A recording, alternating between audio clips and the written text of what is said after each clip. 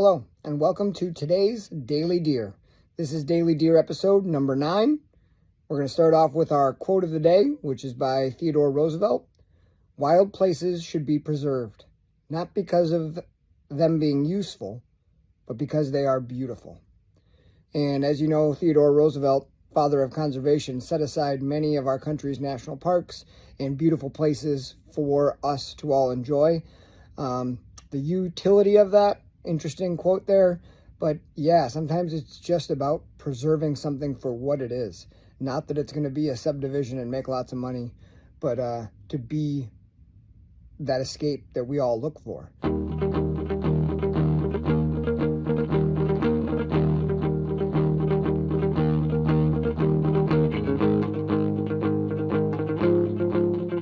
And that quote kind of relates into today's Daily Deer topic, which has to do with the sacred ground of deer bedding.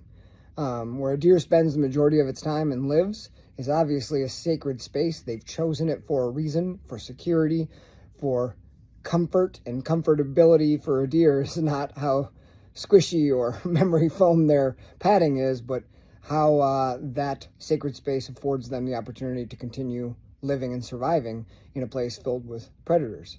Humans being one of the more serious predators the deer are dealing with. So what I did today is I went out for a scout this morning to a new area and ended up finding some buck bedding locations and plenty of sign in there. So I took some videos. So for today's Daily Deer, I'm going to take you along with me on the scout as we find 2 different buck beds, and I talk a little bit about what I've learned from the Great Dan Infalt and the Hunting Beast group, and kind of just show you. So if you're not familiar with that, this will be a little bit of a learning moment.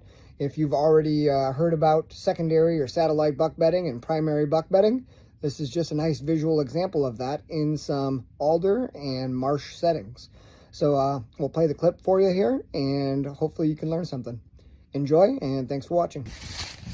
I'm not far at all from where I just ended my last pick, but I found a couple rubs coming in from these big trees, hitting this little patch of marsh grass. There was a nice trail, there's a couple rubs, and I just came across what I would consider here is a satellite buck bedding spot or a secondary bedding spot. Obviously this looks like it's bedded in early season. There's another little bed tucked in right there. There's an old rub here from last year, another old rub from last year, and then a small rub here. So what I'm guessing is this trail leads out towards some bigger cattails over here. I'm guessing this is just maybe where a smaller buck, the less dominant buck, might bed in here. It's still got good cover. It's still tucked in pretty far from any intrusion. Anybody who might be coming in here, I highly doubt they're coming in here early season.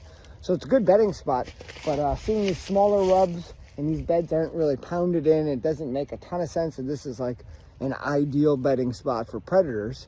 I'm guessing there's a couple big dead trees out here. I'm going to make my way out that way and see if there's a more dominant or more secluded bed out here.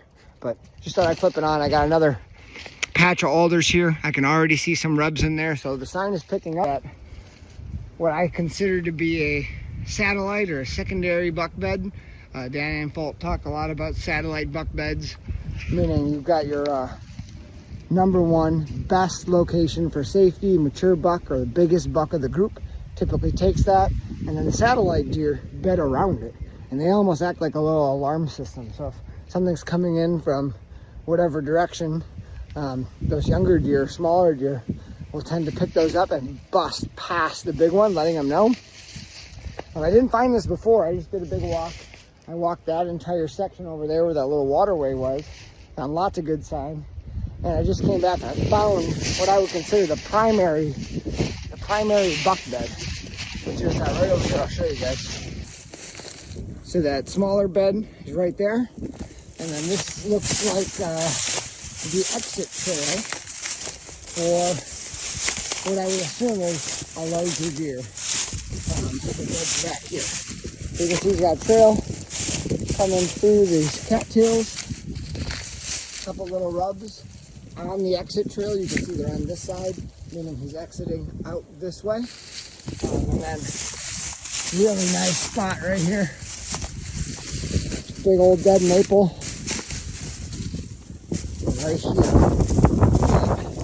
this deer's got a big bed. It's dry ground. It's got cover on all sides. And from this elevated position, this deer can see all these little openings, especially out this way. Really good view. There's a cattails back there. So this is what I would consider the kingpin bed. It's big. They can bed here on any wind direction because he's got cover on both sides and a good visual because he's raised up about 2 feet higher than the marsh.